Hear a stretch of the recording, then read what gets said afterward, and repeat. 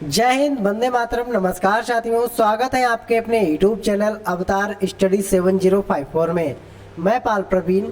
आज के वीडियो में बात करेंगे भारतीय संसद से जुड़े इम्पोर्टेंट प्रश्न जो आपके एग्जाम के लिए बहुत ही इम्पोर्टेंट है। अगर आप आरआरबी ग्रुप डी एग्जाम की तैयारी करते हैं तो उसके लिए वीडियो बहुत ही इम्पोर्टेंट होने वाला है। आप सभी लोग वीडियो को पूरा देखिएगा और वीडियो को ज़्यादा से ज़्यादा मित्रों में शेयर करें। तो आइए मित्रों, शुरुआत करते हैं आज की शानदार क्लास के साथ। आज का पहला प्रश्न है, निम्नलिखित किस निकाय की अध्यक्षता गैर सदस्य करता है। वेरी वेरी इंपॉर्टेंट क्वेश्चन है। किस निकाय की अध्यक्षता गैर सदस्य के द्वारा की जाती है। सभी लोग आंसर कमेंट करेंगे। किस निकाय की अध्यक्षता गैर सदस्य के द्वारा की जाती है। राइट आंसर है ऑप्शन नंबर बी। राज्यसभा की जो अध्यक्षता है मित्रों वह गैर सदस्य के द्वारा की जाती है, आपने याद रखना है। राइट आंसर है ऑप्शन नंबर बी। आगे बात करेंगे, भारतीय संविधान का कौन सा अनुच्छेद राष्ट्रपति को लोकसभा भंग करने की शक्ति प्रदान करता है। बहुत ही इंपॉर्टेंट क्वेश्चन है और सभी लोग वीडियो को शेयर जरूर करेंगे। जो लोग हमारे यूट्यूब चैनल पर पहली बार जुड़े हैं वह सभी लोग वीडियो को शेयर जरूर करेंगे। कौन सा अनुच्छेद राष्ट्रपति को लोकसभा भंग करने की शक्ति प्रदान करता है। सही आंसर इसका ऑप्शन नंबर सी, अनुच्छेद 85। ठीक है, आर्टिकल 85 के अंतर्गत राष्ट्रपति को अधिकार है कि वह लोकसभा को भंग कर सकता है। राइट आंसर है ऑप्शन नंबर सी। आगे बात करेंगे, नए राज्यों के निर्माण अथवा विद्यमान राज्यों की सीमाओं को परिवर्तित करने का अधिकार होता है। वेरी वेरी इंपॉर्टेंट क्वेश्चन है। नए राज्यों के निर्माण अथवा विद्यमान राज्यों की सीमाओं को परिवर्तित करने का अधिकार होता है राष्ट्रपति को, निर्वाचन आयोग को, संसद को, या इनमें से कोई नहीं। सभी लोग आंसर कमेंट करेंगे। सही आंसर इसका ऑप्शन नंबर सी, संसद को। ठीक है, संसद को अधिकार होता है कि वह नए राज्यों का निर्माण कर सके, उनका नाम परिवर्तन कर सके, एक राज्य से दो राज्यों को बना सकर, या फिर दो राज्यों को मिलाकर एक राज्य में परिवर्तित कर सके। ये सिर्फ संसद को अधिकार होता है और इसमें वह राष्ट्रपति की बिना अनुमति के कार्य कर सकता है। ये पॉइंट आपने अच्छे से याद रखना है। आर्टिकल 3 में कहा गया। ठीक है, आर्टिकल किसमें, तो आर्टिकल 3 में आपकी ये बात कही गई है। आगे बात करेंगे, सरकार का वर्गीकरण संसदीय तथा अध्यक्षीय रूप में किया जाता है। सभी लोग आंसर कमेंट करेंगे। सरकार का वर्गीकरण संसदीय तथा अध्यक्षीय रूप में किया जाता है। सभी लोग आंसर कमेंट करें और क्लास को मित्रों में शेयर जरूर करें मित्रों। राइट आंसर इसका ऑप्शन नंबर ए, विधायिका तथा कार्यपालिका के बीच के संबंध के आधार पर। विधायिका तथा कार्यपालिका के बीच के संबंध के आधार पर सरकार का संसदीय तथा अध्यक्षीय रूप में वर्गीकरण किया जा सकता है। अगला प्रश्न है, वर्तमान में किस राज्य का लोकसभा में अधिकतम सदस्यों की संख्या के हिसाब से दूसरा स्थान है। वर्तमान में किस राज्य का लोकसभा में अधिकतम सदस्यों की संख्या के हिसाब से दूसरा स्थान है। राइट आंसर इसका ऑप्शन नंबर बी। ठीक है, महाराष्ट्र का जो स्थान है मित्रों दूसरा है और उनका पहले नंबर पर उत्तर प्रदेश आता है। आपने याद रखना है, पहले नंबर पर उत्तर प्रदेश, दूसरे नंबर पर महाराष्ट्र, आपने याद रखना है। अगला प्रश्न है, राज्यसभा के सदस्यों का कार्यकाल कितने वर्षों का होता है। वेरी वेरी इंपॉर्टेंट क्वेश्चन है। राज्यसभा के सदस्यों का कार्यकाल कितने वर्षों के लिए होता है। सभी लोग आंसर कमेंट करेंगे। राज्यसभा के सदस्यों का कार्यकाल कितने वर्षों का होता है, जल्दी से सभी लोग आंसर कमेंट करिएगा। सही आंसर इसका ऑप्शन नंबर डी। ठीक है, 6 वर्षों के लिए। राज्यसभा के जो सदस्य होते हैं मित्रों, 6 वर्षों का इनका कार्यकाल होता है। आपने याद रखना है, प्रत्येक यहाँ पर प्रत्येक सदस्य को 2 वर्ष के बाद अवकाश दिया जाता है। ठीक है, 2 वर्ष के बाद उसको अवकाश मिलता है। अगला प्रश्न है, राज्यसभा के 1/3 सदस्य प्रत्येक कितने समय पर अवकाश प्राप्त करते हैं। जस्ट मैंने अभी ऊपर बताया था कि राज्यसभा के 1/3 सदस्य कितने समय पर अवकाश को प्राप्त करते हैं। राइट आंसर है ऑप्शन नंबर बी। ठीक है, 2 वर्ष के बाद 1/3 सदस्य राज्यसभा के अवकाश को प्राप्त करते हैं। अपने याद रखना है। अगला प्रश्न है, लोकसभा में किस राजनीतिक पार्टी को विरोधी पार्टी की स्थिति प्राप्त करने के लिए न्यूनतम कितनी सीटें प्राप्त करनी होती हैं। किसी विरोधी पार्टी की स्थिति को प्राप्त करने के लिए न्यूनतम कितनी सीटों की आवश्यकता होती है। सही आंसर इसका option number b, 10%। Total seat का कितने प्रतिशत चाहिए होता है, तो टोटल सीट का होता है मित्रों 10% चाहिए होता है विरोधी पार्टी बनने के लिए। आपने याद रखना है। ठीक है, टोटल सीट का 10%। मान के चलिए 100 सीटें हैं और उसमें से हमको कितनी चाहिए, 10 सीटें चाहिए विरोधी पार्टी बनने के लिए। ये पॉइंट आपने अच्छे से याद रखना है। अगला प्रश्न है, किस राजनीतिक दल को राष्ट्रीय दल के रूप में मान्यता दी जाती है? वेरी इंपॉर्टेंट क्वेश्चन है, किसी राजनीतिक दल को राष्ट्रीय दल के रूप में मान्यता दी जाती है। सभी लोग आंसर कमेंट करेंगे। ऑप्शन है आपके, जब वह सभी राज्यों में चुनाव लड़ता हो।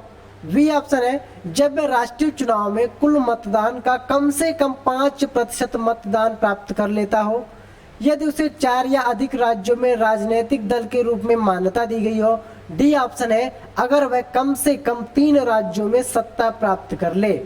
सभी लोग आंसर कमेंट करेंगे। क्वेश्चन नंबर 9 का राइट आंसर हो जाएगा ऑप्शन नंबर सी। ठीक है, यदि उसे 4 या अधिक राज्यों में राजनीतिक दल के रूप में मान्यता मिल जाती है। ठीक है, क्या है, कोई भी राजनीतिक दल है और उसको राष्ट्रीय दल के रूप में बदलने के लिए क्या चाहिए होता है, उसमें 4 क्या उसमें कहिए, यदि 4 राज्य या उससे अधिक राज्यों में राजनीतिक दल के रूप में उसको मान्यता दी गई हो, तब वह राष्ट्रीय दल के रूप में मान्य हो जाता है राजनीतिक दल। अगला प्रश्न है, दोनों सदनों में प्रत्येक बैठक के प्रथम 1 घंटे प्रश्नों को पूछने एवं उत्तर देने में लगाए जाते हैं, जिसे जाना जाता है, यानी लगाए गए समय को किस रूप में जाना जाता है? बैठक के प्रथम 1 घंटे में जो प्रश्न पूछे जाते हैं उनके उत्तर देने में जो समय लगता है उसको किस नाम से जानते हैं? शून्यकाल, प्रश्नकाल, आधा घंटे, विचार विमर्श या फिर ग्लोटिन। राइट आंसर हो जाएगा इसका ऑप्शन नंबर वी। ठीक है, उसको उस जो समय होता है जिसमें प्रश्न पूछे जाते हैं और आंसर दिए जाते हैं, उसको प्रश्न काल का समय कहा जाता है। किसका? प्रश्न काल के समय के नाम से उसको जानते हैं। अगला प्रश्न है, लोकसभा अध्यक्ष अन्य सदस्यों को बोल देने के लिए किस एक सदस्य को बोलना बंद करने के लिए कहा सकता है? यह व्याख्या जानी जाती है। यहाँ पर क्वेश्चन समझिए, लोकसभा अध्यक्ष अन्य सदस्यों को बोलने देने के लिए किसी एक सदस्य से बोलना बंद करने के लिए कहा जा सकता है, ये व्याख्या जानी जाएगी। राइट आंसर हो जाएगा इसका ऑप्शन नंबर ए, भ्रष्टाचार के खिलाफ। ये हो जाएगा मित्रों, किस खिलाफ? भ्रष्टाचार के खिलाफ। अगला प्रश्न है, शून्यकाल क्या है? वेरी वेरी इंपॉर्टेंट क्वेश्चन है मित्रों। अभी मैंने ऊपर बात की थी प्रश्नकाल की, अब यहाँ पर है शून्यकाल। ठीक है, सभी लोग बताएंगे कि शून्यकाल क्या होता है। प्रश्नकाल में हमने बताया था कि जब प्रश्न पूछे जाते हैं, एक दूसरे जब प्रश्न किए जाते हैं, तो वह समय 1 घंटे का जो होता है वह प्रश्नकाल का समय होता है। और यहाँ पर जो है शून्यकाल की बात कीजिए। शून्यकाल क्या है? शून्यकाल एक समय है। क्या है मित्रों? शून्यकाल क्या है? एक समय है। और राइट आंसर हो जाएगा इसका ऑप्शन नंबर सी, पूर्व अनुमति के बिना विचार होता है। ठीक है, इसमें क्या है? पूर्व अनुमति के बिना इसमें विचार होता है, इसको क्या कहते हैं? शून्यकाल। आपने याद रखना है। अगला प्रश्न है, प्रजातंत्र की संसदीय कार्य प्रणाली में भारत का अंशदान क्या है? वेरी वेरी इंपॉर्टेंट क्वेश्चन है, आप पे एग्जाम के लिए बहुत ही इंपॉर्टेंट है। प्रजातंत्र की संसदीय कार्य प्रणाली में भारत का अंशदान क्या है? सभी लोग कमेंट करेंगे। राइट आंसर रहेगा इसका ऑप्शन नंबर ए। ठीक है, आप शून्यकाल, जो संसदीय कार्य प्रणाली में भारत का जो अंशदान है वह शून्यकाल से संबंधित है, आपने याद रखना है। अगला प्रश्न है, निम्नलिखित में कौन लोकसभा के प्रथम प्रवक्ता थे? यानी लोकसभा के प्रथम स्पीकर कौन थे? वेरी वेरी इंपॉर्टेंट क्वेश्चन है, बहुत ही इंपॉर्टेंट, कई बार एग्जाम में पूछा गया है। आप सभी लोग स्टार बनाकर इस क्वेश्चन को नोट करेंगे। लोकसभा के प्रथम स्पीकर यानी प्रथम प्रवक्ता कौन थे?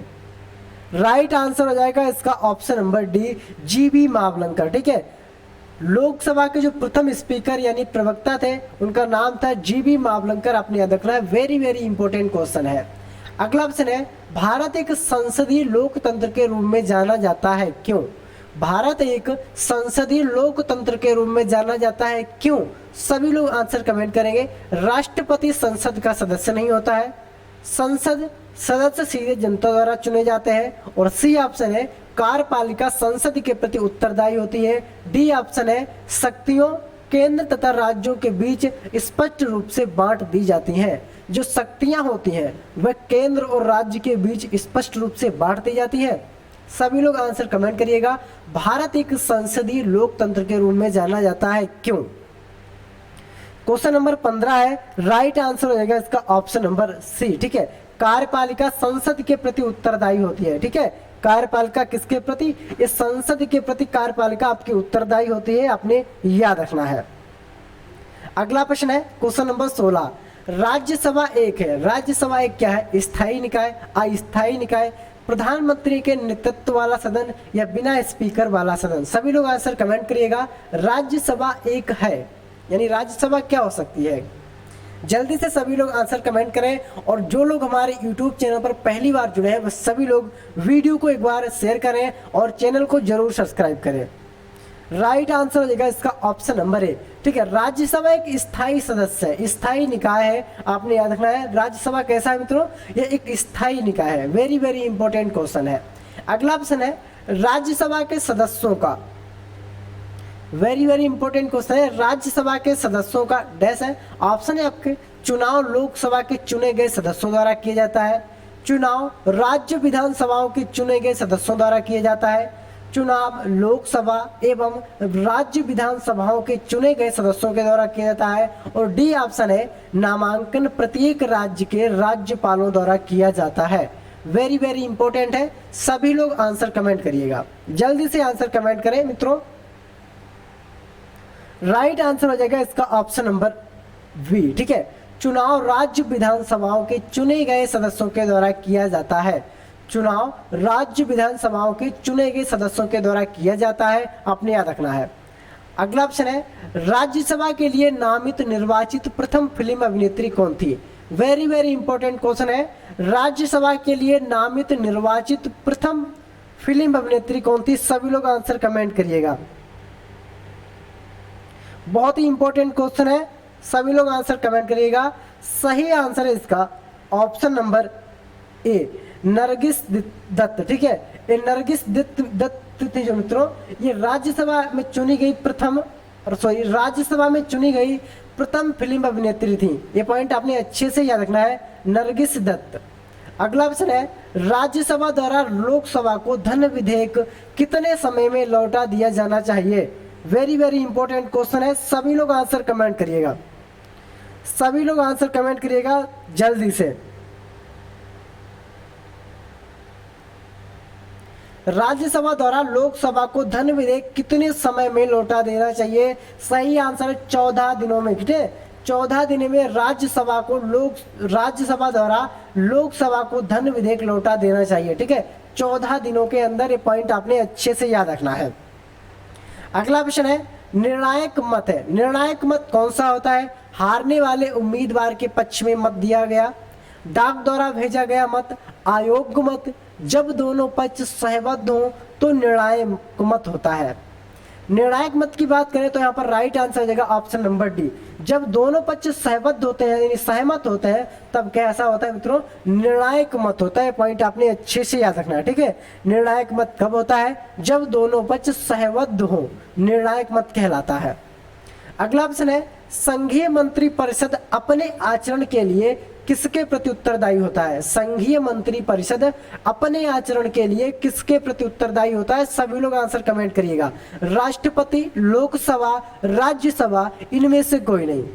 संघीय मंत्री परिषद अपने आचरण के लिए किसके प्रति उत्तरदायी होता है? सभी लोग कमेंट करें जल्दी से। राइट आंसर हो जाएगा इसका ऑप्शन नंबर बी, लोकसभा के प्रति उत्तरदायी होता है, आपने याद रखना है। वेरी वेरी इंपॉर्टेंट क्वेश्चन है, सभी लोग इसको स्टार बनाकर नोट करेंगे। अगला ऑप्शन है भारत में कार्यकारिणी निम्नलिखित के प्रति प्रत्यक्ष रूप से उत्तरदायी होती है। भारत में कार्यकारिणी निम्नलिखित के प्रति प्रत्यक्ष रूप से उत्तरदायी होती है। राष्ट्रपति, जनता, न्यायपालिका या फिर विधानमंडल? जल्दी से आंसर कमेंट करें। और जो लोग क्लास में अभी तक, जिन लोगों ने क्लास को अभी लाइक नहीं किया है तो सभी लोग क्लास को एक बार लाइक करिए, क्लास को शेयर करिए और चैनल को सब्सक्राइब करिएगा। राइट आंसर हो जाएगा इसका ऑप्शन नंबर डी, विधानमंडल। ठीक है, विधानमंडल कार्यकारिणी निम्नलिखित जो प्रति प्रत्यक्ष रूप से उत्तरदायी होती है वह विधानमंडल के प्रति प्रत्यक्ष रूप से उत्तरदायी होती है। अगला ऑप्शन है भारत सरकार के व्यय को नियंत्रण करने की शक्ति किसके पास होती है? यहाँ पे छूट गया, नियंत्रण करने की शक्ति। ठीक है, ये शक्ति किसके पास होती है? सभी लोग कमेंट करिएगा। भारत सरकार के व्यय को नियंत्रण करने की शक्ति किसके पास होती है? राइट आंसर इसका ऑप्शन नंबर है संसद के पास। ठीक है, संसद के पास शक्ति होती है, पॉइंट आपने अच्छे से ये रखना है, संसद के पास शक्ति होती है, बहुत ही इंपॉर्टेंट पॉइंट है। अगला प्रश्न है, संसद के दोनों सदनों के सदस्य रहे बिना कोई व्यक्ति कब तक मंत्री के रूप में बना रह सकता है? वेरी वेरी इंपॉर्टेंट है और सभी लोग आंसर कमेंट करिएगा। संसद के दोनों सदनों के सदस्य रहे बिना कोई व्यक्ति कब तक मंत्री के रूप में बना रह सकता है? राइट आंसर इसका ऑप्शन नंबर बी 6 माह तक। ठीक है, 6 माह तक वह रह सकता है, अपने याद रखना है, और उसके बाद उसको हटा दिया जाएगा या उससे पहले उसका चुनाव करा दिया जाएगा। ये पॉइंट आपने अच्छे से याद रखना है। ठीक है, अगला प्रश्न है, वे कौन से प्रधानमंत्री हैं जो अपने कार्यकाल में संसद में उपस्थित नहीं हुए थे? आप सभी को इस प्रश्न का आंसर कमेंट करना है और साथ में ये भी बताना है कि आपको हमारी वीडियो कैसी लगी, जरूर कमेंट करिएगा। क्लास को ज़्यादा से ज़्यादा लाइक करें, शेयर करें और मित्रों से चैनल को सब्सक्राइब जरूर करवाएं। मिलेंगे अगली फिर वीडियो में, तब तक के लिए जय हिंद, जय भारत।